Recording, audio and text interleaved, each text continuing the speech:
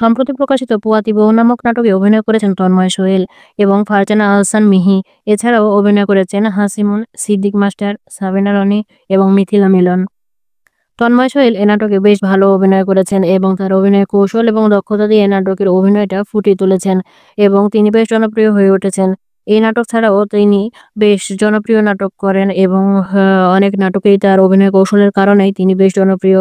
আর ফারজানা হাসান মিহিও বেশ দারুণ, দারুণ নাটক আমাদের উপহার দিচ্ছেন এবং তার নাটকে তিনি দারুণ উৎসাহ নিয়ে কাজ করেন এবং তিনিও বেশ জনপ্রিয় হয়ে উঠছেন। তবে পোয়াতি বউ নাটকে দেখা যায় যে পোয়াতি বউকে, গ্রামের একজন সাধারণ পোয়াতি বউকে কিভাবে একজন গ্রামের আ শাশুড়ি এবং স্বামীর অত্যাচার এবং নির্যাতন সহ্য করে কিভাবে টিকে থাকতে হয় এবং শেষ পর্যন্ত কি করুণ অবস্থা হয়, এটাই হলো দেখার বিষয়। একজন পুয়াতি বউকে তার স্বামী এবং শাশুড়ির নির্যাতন সহ্য করে পরিবারের সমস্ত কাজ, রান্নাবান্না এবং রান্নার জন্য প্রয়োজনীয় খড়ি কাটা এবং জামাকাপড় পরিষ্কার করা থেকে শুরু করে বাড়ির সামনের বারান্দার কোথাও যদি ফেটে যায় সেটাও পুকুরে গিয়ে কাদা নিয়ে এসে সেই ফাটা জোড়া দিতে হয়। সমস্ত কাজ করার পরেও একজন পোয়াতি বউয়ের কপালে ভালো পুষ্টিকর খাবার কিংবা মাছের মাথা জোটে না।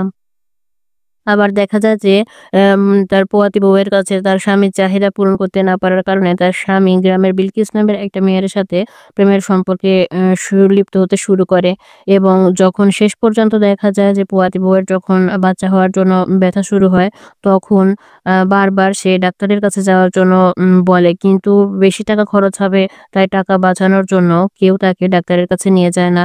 তবে শুরু থেকেই দেখা যাচ্ছিল যে পোয়াতি বউয়ের প্রতি তার শ্বশুরের একটু মায়া মমতা বেশি ছিল।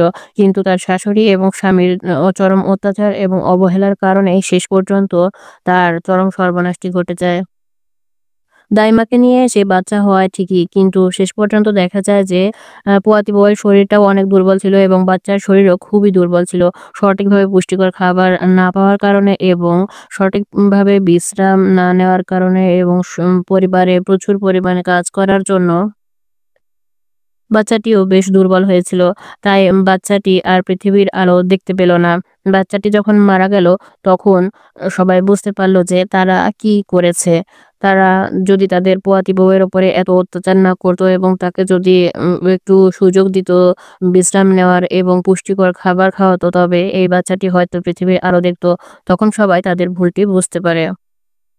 আর এভাবেই হাজারো অত্যাচার সহ্য করেও গ্রামের অনেক পোয়াতি বউ জীবন কাটিয়ে দিচ্ছে এবং শেষ পর্যন্ত তাদের পরিণতি এরকমই হচ্ছে অথবা এর চেয়েও ভয়াবহ হচ্ছে। তো দর্শক, আপনাদের এই পোয়াতি বউ নাটকের কাহিনীটি শুনে কি মনে হলো কমেন্টে জানাবেন এবং চ্যানেলটি সাবস্ক্রাইব করবেন।